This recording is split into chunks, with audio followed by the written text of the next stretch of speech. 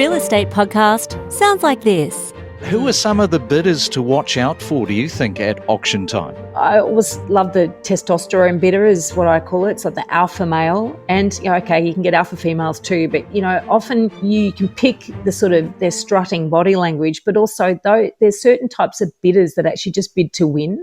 And the actual value of the property seems to vanish. It flies out the window because for them, it's a contest. Now, they're a really difficult person to bid against. And I have made the mistake in previous years gone by, where I've tried to pit myself against them to fight them, but that doesn't really work. So, because they just get more aggressive, so there's those types of buyers. You've also got the bank of mum and dad buyer. You've got dad often, I'm sort of putting the finger here at the males, but often it's dad trying to prove something.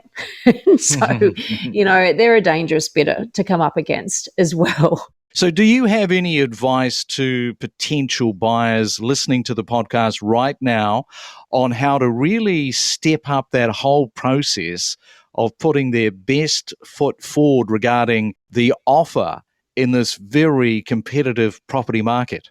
Absolutely. So there's a few really easy tricks and tips that buyers can apply straight away this weekend if they're out negotiating. And that is to learn to ask direct questions. I'm talking about questions like a lot of people will ask, how many contracts have been issued? What offers have you had? Those questions are pretty weak. You should be asking, what will buy the property? What's the highest offer that you've rejected? Ask direct questions because that's going to help you understand where you need to position yourself to make a really strong offer that's attractive to the seller. We just discussed previously about getting laser focused to the market. So if you're looking in more than one or two suburbs, you're doing it wrong. So you need to really laser focus down to what it is that you're trying to buy and know what those properties are going to trade for in the marketplace. And of course, know that those properties even exist in that marketplace. The funny thing is that, 20 odd years ago, we were able to manage maybe, 200, 250 properties effectively. And we actually did it quite well. And if you said to a property manager now, hey, you're going to manage 200, 250 properties, you'd never hire anyone.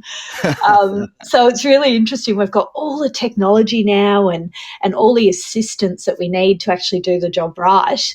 But we're actually managing half the size portfolios that we used to. And in a lot of cases too, we're actually charging less fees than what we used to. It's just crazy. And what would you say to any first home buyer that's listening to the podcast right now? What would you say to them? Your bit of wisdom and advice. I think we have a careful consideration and make the decisions. If you have thought that you should buy a home, just do it. And don't hesitate. It's worth the effort. Well, I'm so glad that you found your property and you and your son are a lot more comfortable working from home. The stress level has disappeared. And thanks so much for coming on to the Real Estate Podcast. Thank you very much, Craig. It's nice talking to you. We connect you to the best real estate information across Australia. The Real Estate Podcast.